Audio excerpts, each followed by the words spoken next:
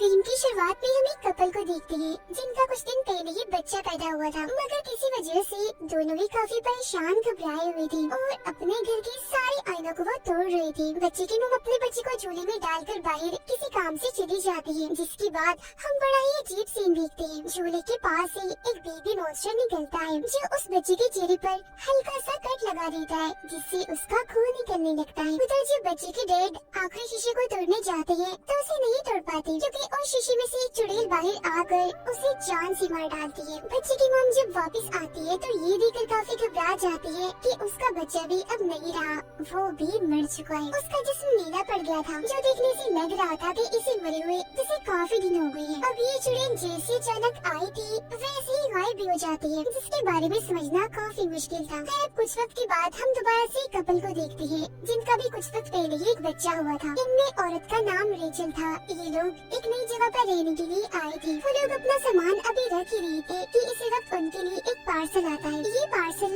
Rachel की मोम ने भेजा था, जिसमें कुछ डब्बे और खिलौने थे जो रेचल की बहन और उसके बच्चे के थे। रेचल की बहन और कोई नहीं बल्कि वही औरत थी जिसे हमने शुरुआत में देखा था, और उसी के बच्चे और हस्बैंड के साथ सब हुआ था, यानी चुड़ैल और बेबी मॉन्स्टर ने उन्हें मार दिया। अब उनके साथ हुआ क्या था ये तो हम जानते हैं, मगर क्यों, इस सवाल का जवाब हमें कहानी में आगे जाकर मिलेगा। सामान को देखकर रेचल खुश नहीं होती, ये सोचकर कि मेरी मॉम ने मेरे बच्चे के लिए पुराना सामान भेज दिया और उस बच्चे के खिलौने जो मर चुका है। इस पर उसका हस्बैंड कहता है जो तुम्हारी बहन के साथ हुआ वो एक हादसा था, और अब अगर हम उन चीजों को वहम ना बनाए तो ही अच्छा है। इन चीजों में किताब भी थी जिसमें एक दूसरी जुबान में कुछ लाइन्स लिखी हुई थी, कुछ तस्वीरें थी और एक धुन भी बनी हुई थी। अब रेचल को तो ये जुबान समझ नहीं आती थी, मगर उसके हस्बैंड को थोड़ी बहुत आती थी, इसीलिए वो किताब को चेक करके बताता है कि ये जो लाइन्स और धुन है ये ललाबाई है, एक लोरी है। अब रेचल उसे गुनगुनाने लगती है, मगर एक कॉल की वजह से वो चुप हो जाती है और किताब को बंद कर देती है। अब कुछ दिन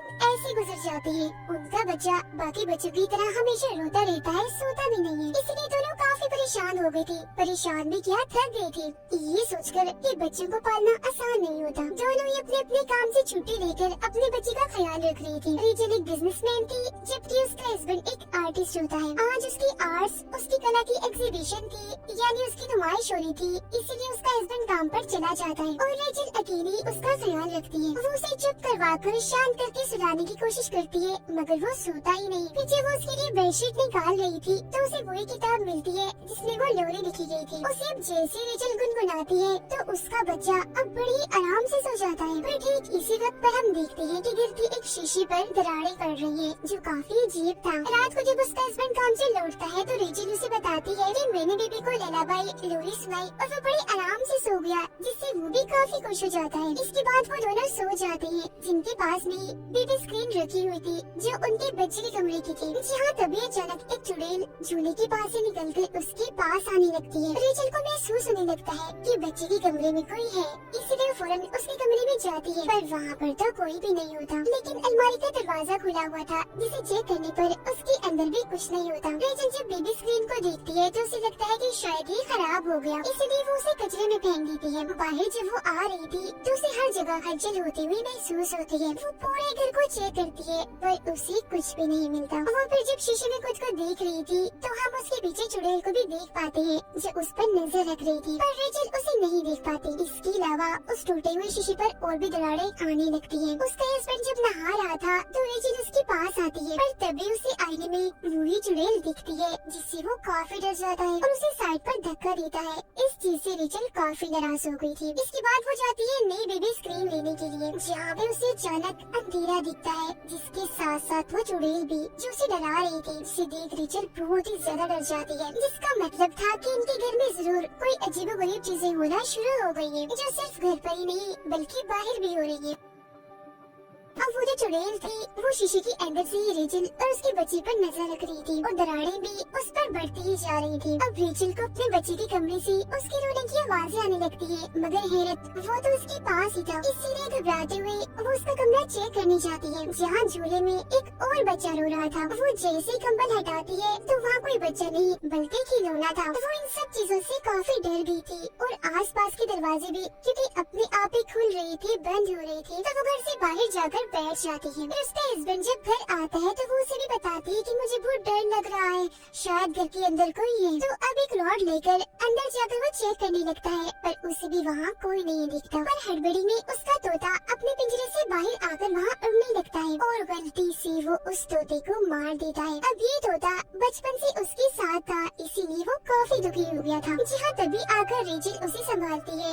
वो उसे कहती है कि शायद इस सब में मेरी गलती है, मैं भी अपनी बहन की तरह पागल हो रही हूँ। जिससे वो उसे समझाता है कि इसमें तुम्हारी कोई गलती नहीं है, तुम्हारी बहन तो पूरी ही पागल हो गई थी, जिसने हफ्तों तक अपने बच्चे की लाश को ढक कर रखा। तुम तो उसके जैसे बिल्कुल भी नहीं हो, तो मत घबराओ। अब वो बताती है कि मुझे कोई चुड़ैल जैसी औरत दिखती है जो मुझे डराती है, जिस पर उसका हस्बैंड उसी किताब में रेचल को एक औरत दिखाता है और पूछता है कि क्या ये वो औरत है, क्योंकि ये मुझे भी दिखी थी जब मैं नहा रहा था। और ये किताब वाली औरत और कोई नहीं बल्कि वही चुड़ैल थी। दोनों ही काफी टेंशन में आ जाते हैं, पर किसी तरह खुद को संभालते हुए ये फैसला करती है कि जो कुछ भी है हम इसे साथ ही जी लेंगे और मिलकर ही इसका खात्मा करेंगे। अब रात को रेचल के हस्बैंड को अपने बच्चे के रोने की आवाज बाहर से आती है, जबकि वो तो उनके साथ ही सोया हुआ था। तो वो नींद में उठकर अपने बच्चे को चुप करवाने के लिए चला जाता है और घर से बाहर उस जगह पर आ जाता है जहाँ इन्होंने किताब को फेंका था। दरअसल रोने की आवाज इसी किताब में से आ रही थी जो उन लोगों को अपने पास बुलाना चाहती थी। और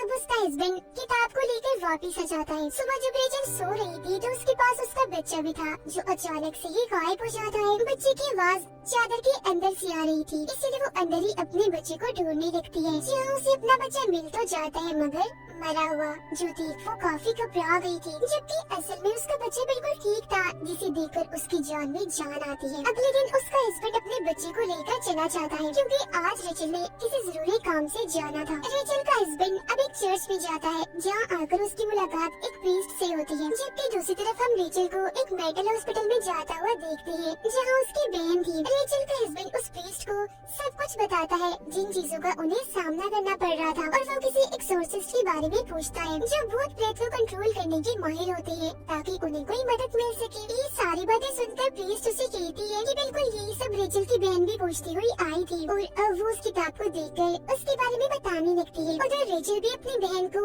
सब कुछ बता देती है, जो सुनकर वो कहती है कि क्या तुमने वो ललाबाई लोरी तो नहीं गाई, जिस पर रेचल हाँ में जवाब देती है। जो सुन उसकी बहन डर जाती है और कहती है कि मैंने वो सारा सामान लॉक करके रख दिया था ताकि वो किसी को भी ना मिल सके, मगर वो तुम तक आ गया है, लोरी भी तुमने गा ली है, तो अब बहुत बुरा होगा। और अब रेचल की बहन और प्रीस्ट उस किताब के बारे में बताने लगते हैं। तो यहाँ अब सामने आएगी उस चुड़ैल और लोरी की कहानी। अब जैसा कि हम जानते हैं कि दुनिया बनने से पहले गॉड ने सबसे पहले एडम और ईव को बनाया था, पर अक्सर लोगों का कहना है कि उनसे पहले गॉड ने एक औरत को बनाया था जिसका नाम लिलिथ था, जो कि बहुत ही खूबसूरत थी। अब एडम ने एक खास किस्म की लोरी बनाई जो सुनकर लिलिथ हमेशा उनके पास आ जाया करती थी। लिलिथ उनके साथ रहना चाहती थी, मगर ईव की वजह से वो उसके साथ नहीं रहना चाहती थी, और लिलिथ की इसी गलती की वजह से उसे उस जगह से निकालकर जंगल में छोड़ दिया गया, जिसके बाद वो जंगलों में भटकती रही और वुल्व्स भेड़ियों के साथ रहने लगी, जिसके बाद उसने जन्म दी डिफॉर्म बच्चे जो किसी भी तरह इंसान नहीं दिखते थे। वो नॉर्मल नहीं थे क्योंकि वो बस थोड़े बहुत इंसान थे,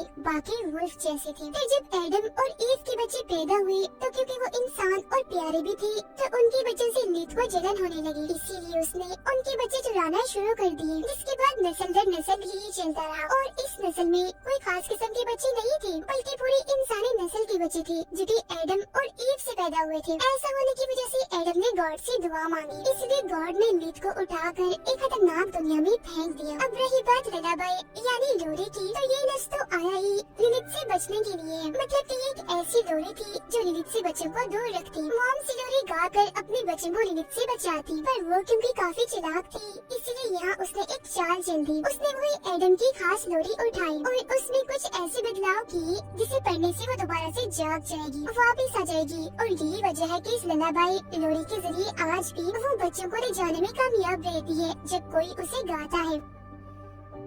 उसकी बहन कहती है कि मैं तुम्हारे बच्चे को बचा सकती हूँ, बस मुझे यहाँ से निकालो, जिसके लिए रेचल मान जाती है। उधर रेचल का हस्बैंड उस प्रीस्ट से मदद मांगता है, जिस पर वो कहती है ये सिर्फ कहानियाँ हैं, झूठी दास्तान है, सच नहीं है, तो इसमें मैं तुम्हारी कोई मदद नहीं कर पाऊंगी और तुम भी रिलैक्स हो जाओ। जो सुनकर गुस्से में उसका हस्बैंड यहाँ से चला जाता है। घर आकर वो देखता है कि बाथरूम की सारी टैप्स टूटियां खुली हुई है, जिनमें से पानी आ रहा था। तो वो अपने बच्चे को कमरे में छोड़कर उन्हें बंद करने वॉशरूम में चला जाता है, जहाँ तभी दरवाजा अचानक बंद हो जाता है। बाहर उसका बच्चा अकेला था, जहाँ तभी उसके पास बेबी मॉन्स्टर आता है, जो कि और कोई नहीं बल्कि लिलिथ के बच्चे हैं। और शुरुआत में भी झूले के पास हमने जिस बेबी मॉन्स्टर को देखा था, जिसने बच्चे के चेहरे पर कट लगाया था, वो भी और कोई नहीं बल्कि लिलिथ का ही बच्चा था, क्योंकि ये भी दरअसल इंसान के बच्चे को पसंद नहीं करते थे। और वो रेचल के बच्चे के सामने शीशे का एक बर्तन तोड़ देती है, जिससे बच्चे के सामने ढेर सारा कांच बिखर जाता है, जिससे कि उसे किसी भी वक्त लग सकता था। उधर बाथरूम में रेचल के हस्बैंड को भी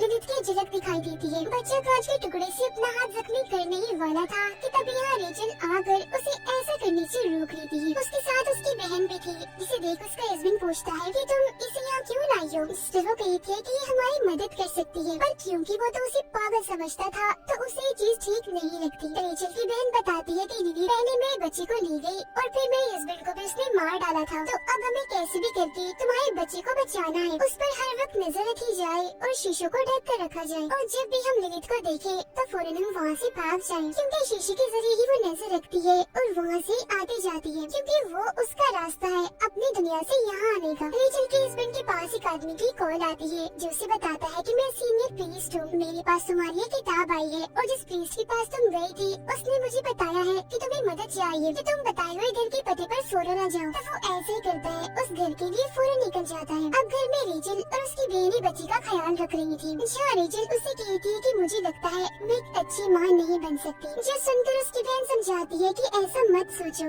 ये सब तुम्हारे दिमाग में लिलिथ ने डाला है, ये उसकी चाल है, क्योंकि ऐसा करके वो तुम्हारे भरोसे को तोड़ना चाहती है, जिसके बाद वो आसानी से तुम्हारे बच्चे को ले जाएगी। तो इसीलिए तुम्हें हिम्मत और भरोसा रखना होगा। रेचल का हस्बैंड दिए हुए पते पर पहुंचकर सीनियर प्रीस्ट से मिलता है, जो किताब चेक करके उसे बताती है कि इसमें जो लोरी लिखी है वो किसी ने गाई है। इस तरह कहता है कि हाँ मेरी वाइफ रेचल ने गाई थी, जिसके जवाब में प्रीस्ट कहते हैं कि इस वजह से अब तुम्हारा बच्चा लिलिथ की नजर में है, तो सबसे पहले तुम्हें अपने बच्चे को लिलिथ से बचाना है। और हाँ, वो बच्चे को सीधा डायरेक्ट आकर नहीं ले जाती, उसे नहीं मारती, बल्कि उसका प्रोसेस किसी रिचुअल जादू की तरह होता है, जिसे पूरा करके ही वो बच्चे तक पहुंच सकती है। इस रिचुअल में 3 स्टेप्स होते हैं, जिनके पूरा होते ही इस दुनिया का दरवाजा खुलता है और वो आ जाती है। पहला स्टेप था उस लोरी को गाना, फिर दूसरा घर में किसी जानवर परिंदे का खून देना, जिस पर फौरन रेचल का हस्बैंड कहते हैं कि हाँ मेरे तोते का खून बहा था, वो मर गया है, जिसका मतलब था कि अब आखिरी तीसरा स्टेप ही बचा है रिचुअल पूरा होने में, और वो है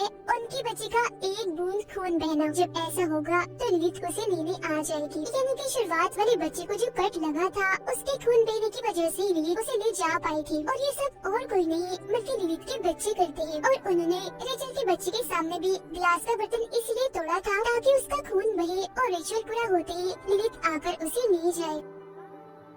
अब प्रीस्ट उसे कुछ खास किस्म की मोमबत्तियाँ और एक दुआ लिखकर देती है, साथ में ये भी कहती है कि तुम्हें पूरे यकीन भरोसे से इस दुआ को पढ़ना होगा, क्योंकि लिलिथ बेशक ताकतवर है पर भरोसे के आगे नहीं। उसके बाद उसका हस्बैंड वहाँ से जाने के लिए निकल जाता है, जबकि प्रीस्ट उस किताब को अपने पास ही रख लेती है, क्योंकि ये किताब दुनिया के लिए खतरनाक है। उधर लिलिथ की बच्ची रेचल के बच्चे के पास आ रही थी, उस पर हल्का सा कट लगाने के लिए, पर तभी रेचल की आँख खुल गई थी तो वो बच्चे को अपने गोद में उठा रही थी। अब तभी उसके पास रेचल की बहन आती है, कहती है तुम थोड़ा आराम कर लो, तब तक इसे मैं संभालती हूँ। लेकिन यहाँ पर हमें उसकी बहन की इरादे कुछ ठीक नहीं लग रही थी, क्योंकि वो शीशे पर से कपड़ा हटा देती है, जो उसे नहीं करना चाहिए था। साथ ही बच्चे को सुई भी चुभाती है, जिससे उसका खून निकल जाता है, जिसके बाद वो लोरी खाने लगती है, जो सुनकर रेचल काफी हैरान हो जाती है और उससे पूछती है कि तुम ऐसा क्यों कर रही हो, जिस पर उसकी बहन बताती है कि मेरा बच्चा अभी भी जिंदा है, जो दूसरी दुनिया में लिलिथ के पास है और मैं उसे वापस लाना चाहती हूँ। जब लिलिथ आएगी तो तुम्हारे बच्चे को ले जाकर वो मेरा बच्चा मुझे वापस लौटा देगी। और हाँ, मैंने ही वो किताब सामान में रखकर तुम्हारे पास भेजी थी। जब से तुम्हारा बच्चा पैदा हुआ था मैं इसी वक्त का इंतजार कर रही थी, जिससे साफ जाहिर था कि उसकी बहन ही उसकी दुश्मन बन गई, यानी कि ये भी एक जलन ही थी। रेचल को अपनी बहन का ये रूप देखकर बहुत गुस्सा आ गया था, इसीलिए वो उस पर हमला कर देती है। उनकी हाथापाई हो रही थी कि इसी बीच लिलिथ आकर रेचल के बच्चे को अपने साथ ले जाती है। इसके बाद रेचल के पीछे उसकी बहन आकर उसे शीशे में खींचकर ले जाती है, जो दरअसल उसे लिलित की दुनिया में ले आई थी। उधर जब उसका हस्बैंड घर आ रहा था तो लिलित उस पर भी हमला कर देती है, पर वो जैसी तैसी करके बच जाता है। अंदर जब वो आता है तो उसे शीशे में रेचल दिखती है, जो अगले ही पल गायब हो गई थी। इसीलिए वो सारे मोमबत्तियों को जलाकर सारे शीशों को चेक करने लगता है। लिलित की दुनिया में उसकी बच्ची